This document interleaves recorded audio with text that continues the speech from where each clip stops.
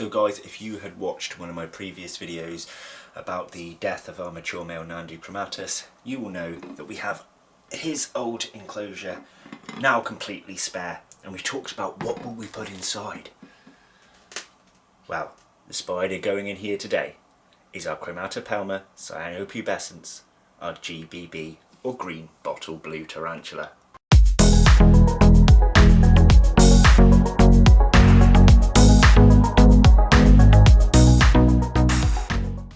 Hello and welcome back to Bug Realms. On this channel we like to discuss all things creepy crawly, so if that's something that interests you, please consider subscribing to the channel.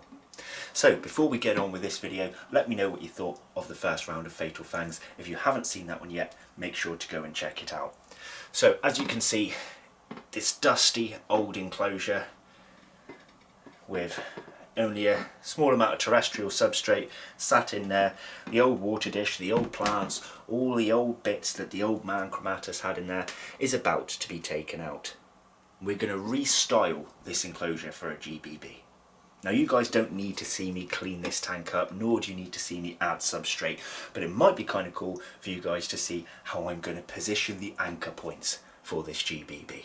So let's just skip ahead of time until this one is nice and clean. Whoosh, and here we have it. So I've rested my light on the top for better visibility. Now as you can see, it's a nice clean, or mostly clean. Still got some smears up there. That's going to really bother me. Yeah, anyway, we got a mostly clean tank here. Now as you can see, I've mixed a bit of sand in with the substrate. Some of this substrate was a little bit damper than a GBB would like, so these are a very arid species. They're kept very dry, so hopefully that sand mixture within the substrate will help kind of absorb that and allow it to dry out. So I think it also gives a nice kind of added effect, being from that arid environment, of course. So now I'm going to have a play with some decor and see what we can come up with. Now most of you who watch my channel will already know sort of how GBBs work, but in case you're new, they require anchor points. So a GBB doesn't really use a hide as such. Instead it will use anchor points with its webbing to create its own web system for a home. It's really beautiful, it's really cool. Now you'll see in a minute how it sort of webbed its old one, but that's kind of sunk down now, and you'll also see why I was so desperate for this GBB to have an upgrade of home. More space, more webbing to be done, and even better decor. Let's do this.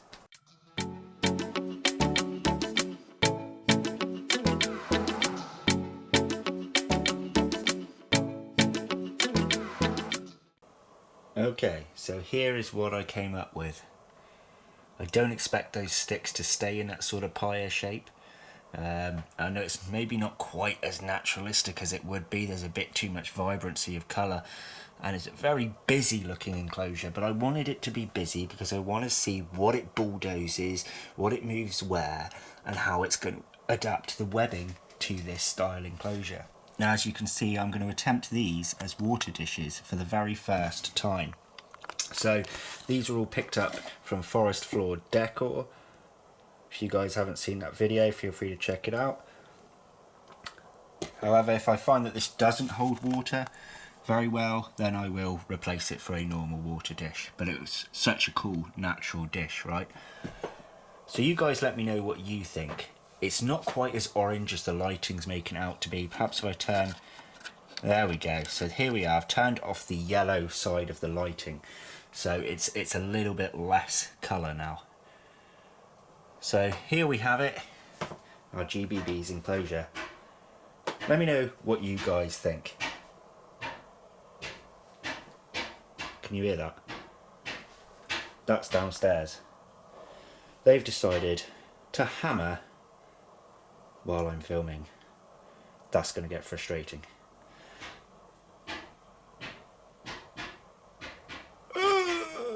So here's the two next to each other. This is the GBB in its current enclosure, and this is what it's going into, obviously. But imagine that type of webbing. See how it's stranded over the plants at the back? But doing that in here would be really epic, right?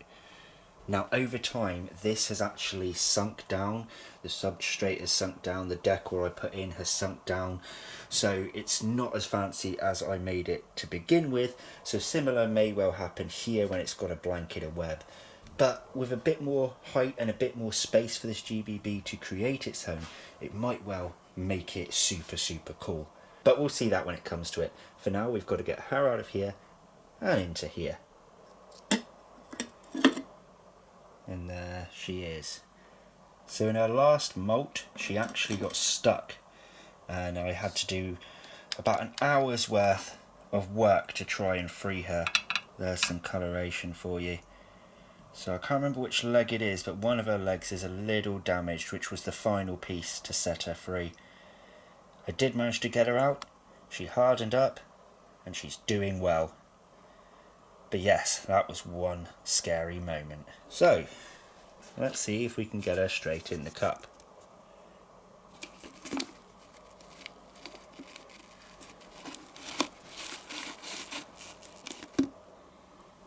Well, that was simple, wasn't it? Hey girl!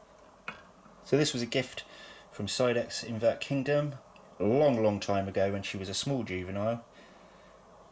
And I've had her since.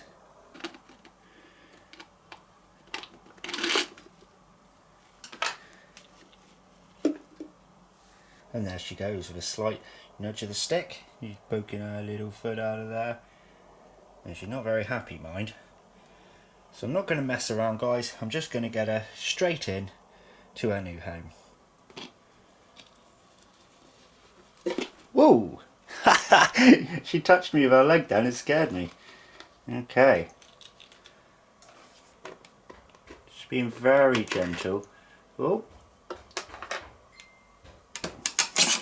So she's out, but I'm going to prepare this lid, because don't let that fool you, she can be a bolter.